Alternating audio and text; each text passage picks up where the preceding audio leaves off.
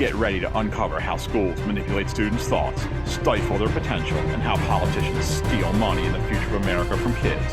Welcome to the JB Sills Show. All right.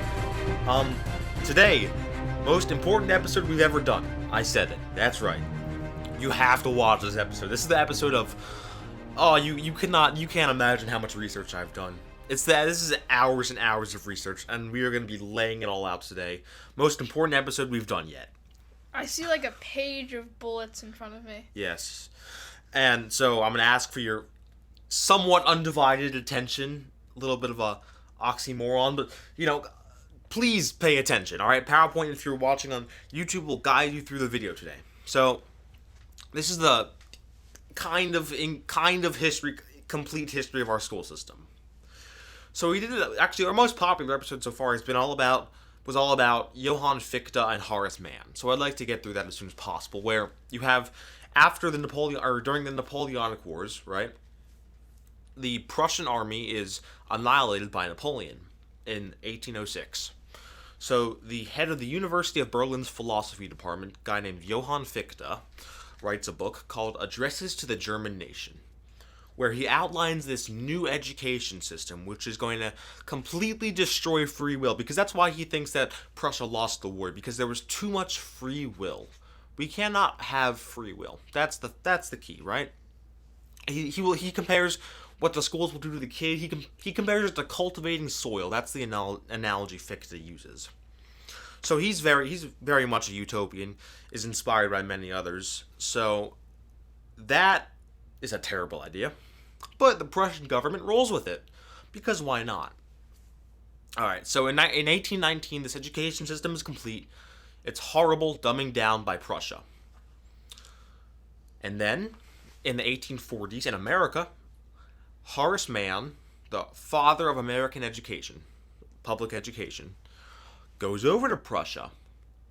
And so when he goes over to Prussia, school isn't actually in session.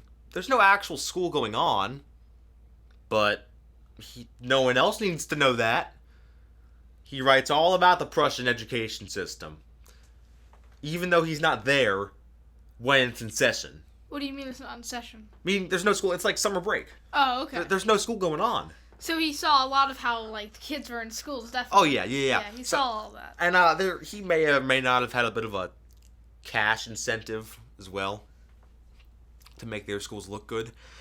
So that's quite nice. And then he's secretary of the Massachusetts Board of Education. And then in 1852, the Massachusetts Board of Education and the state legislature worked together on this thing called an act concerning the attendance of children at school. And that gets passed in 1852 in Massachusetts. And then over the next few decades, schooling spreads across America. It spreads in the Midwest, it spreads in New England, and it spreads in the West thanks to people like John Swett. So we have this new education system, right? It's founded on dumbing down, crushing of free will, and destruction of imagination. It's imported from a barbaric, totalitarian, evil state, which is basically a neo-Spartan state, really. That's our education system in the 1800s. And it increases chances of suicide, homicide, incarceration, insanity, idiocy, and a whole host of other issues. So, it's not good. It increases those factors by huge amounts. So, this system is absolutely atrocious for kids, right? But no one really cares about that.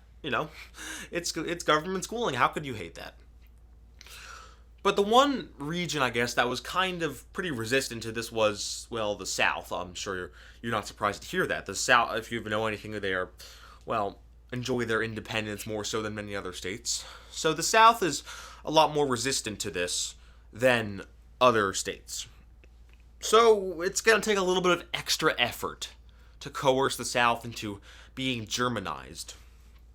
So there's men like George Peabody and his Peabody Education Fund, who, by the way, they're all connected to J.P. Morgan, by the way, but no one needs to know that. So they're trying to Germanize the South with this new education system, but it's kind of slow going, right? It could be going a little faster.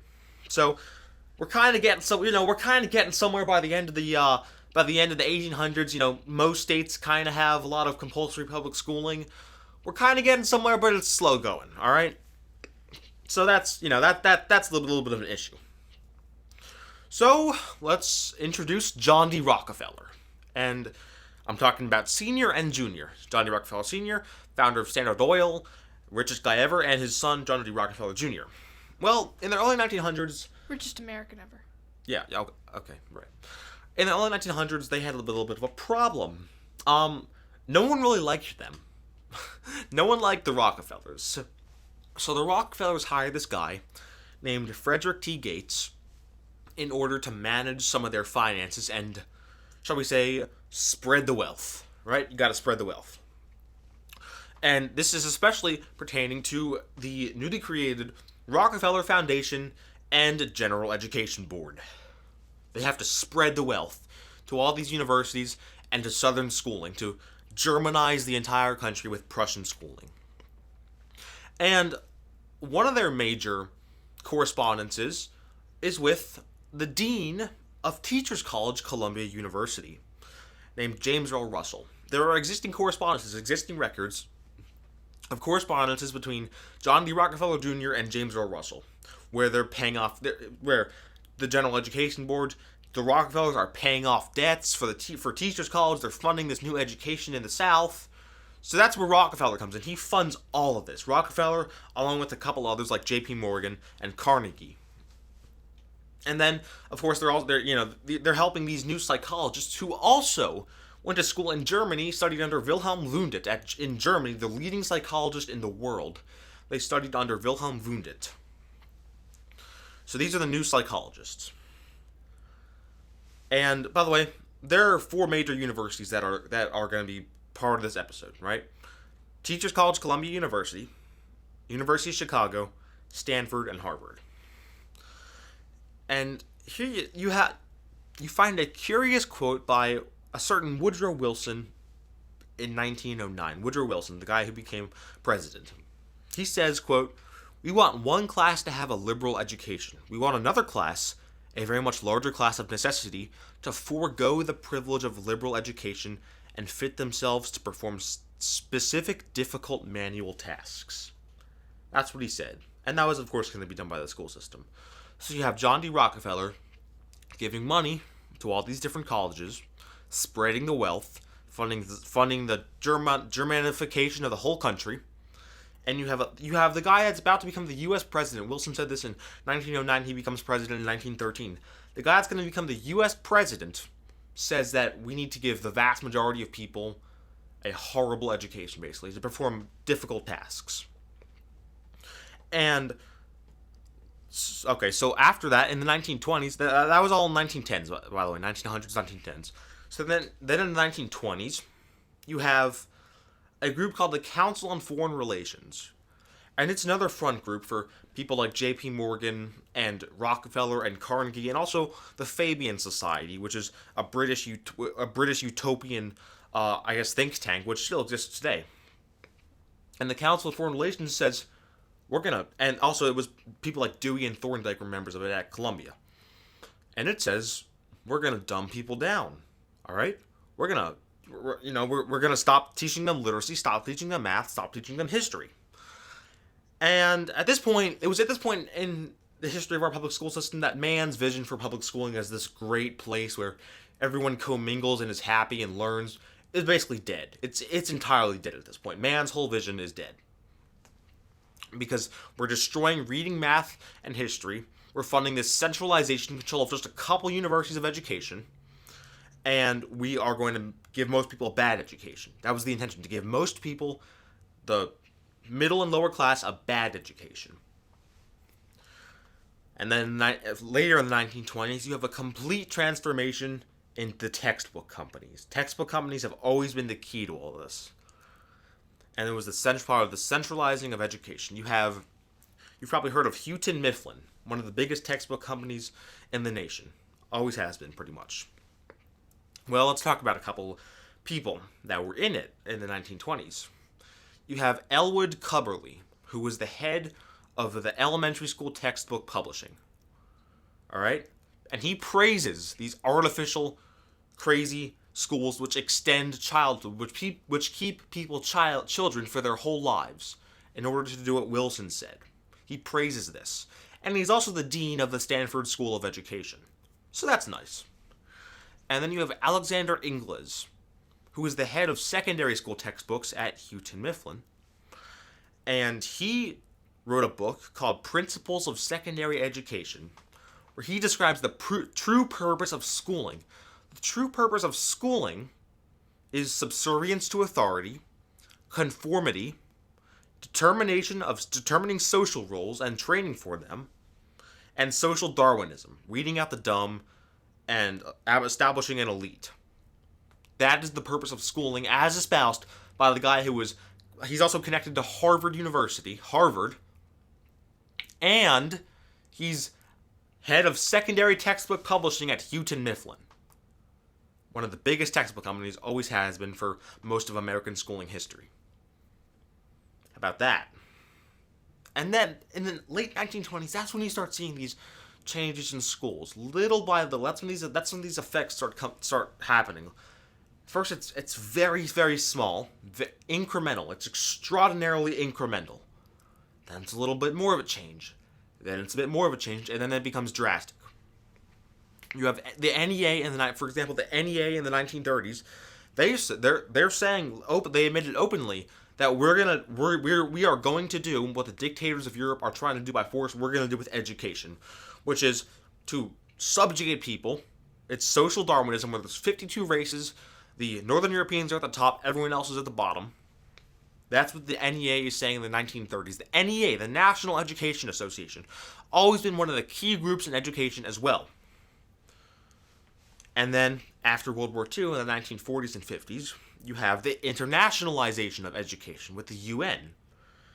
And you have little Soviet infiltration of our schools. That was a pillar of modern education. You can read about it in a 1941 book called Education for Destruction, in the 1940s, Soviet infiltration of education, and a huge sex ed movement I'm not going to go into that too much, but I think you can probably figure it out yourself. And in the 1960s, that's when pretty much the complete nationalization of education happened. It was all but nationalized in the 1960s. With all sorts of education acts. We've talked about some of them, like Title V, in past episodes. Complete nationalizing. And in the late 1960s, early 1970s, you have the revamping of teaching, the psychological manipulation, the social engineering, where you're going to use mass media systematically, you're going to use schools for impersonal manipulation, and everyone is going to get a multi-purpose identification number at birth. And they redefined the term education, instead of meaning that you're making the best of yourself by yourself, maybe with a mentor on the side. They redefined the term education to mean schooling, and they're two very different things. Schooling is education with no free will. All right, so how about that? From the 1810s to the 1970s. That's my attempt to cover the history of schooling, and I'm leaving out a few things there. If you want to find out more on groups like the Council on Foreign Relations, I would encourage you to check out people like Carroll Quigley and his book Tragedy and Hope. It's a huge book, but you can read an article on it. He was a professor at Georgetown. He uncovered a lot of this stuff. And look at the system today, where the school system today is, you cannot fathom how hard. I mean, it's horrible on every single level. And, to those people who still have some kind of faith in this system, any kind of faith in the system for a second, if they doubt this for a second, first of all, go do your own research. But secondly, what you're going to find is that every single key architect of modern schooling, with maybe the exception of Horace Mann, every single other architect of modern day schooling has been a malicious utopian they want to turn America into this utopian society where supposedly this is what it was all for. All this was for utopia, where everyone's supposed to be happy, and it was outlined in 1888 by the book Looking Backward, where everyone's supposed to be happy. The government controls and employs everyone. That is the objective, but of course that will never happen because utopia is a complete fallacy. But you have to understand that how the school system and the way the school system is today is there's absolutely nothing that can be done for it because it is insanely malicious, all right? And every single key architect, how do you fix a system where every single key architect was an evil utopian? Where schooling was meant to destroy kids. And it always has been, by the way. How do you fix that? I mean, we're going to try, but someday, but geez, what a horrid system. All right. Well, I hope that helped you understand the history of schooling because I can't cover it all in however long this episode was, but I tried. I tried to give you a 180-year summary or whatever. So, until next time. Wait, no, I have to say all the stuff first. You need to subscribe. Please, please, please do subscribe. Also, share the video. If you have any questions, you can email me, jbsocial@gmail.com. Please click the notification bell. You can follow us on Twitter down in the description. Leave a comment. That'd be much appreciated. So, until next time, I've been your host, JB. And I've been producer Brooke. And we are signing off.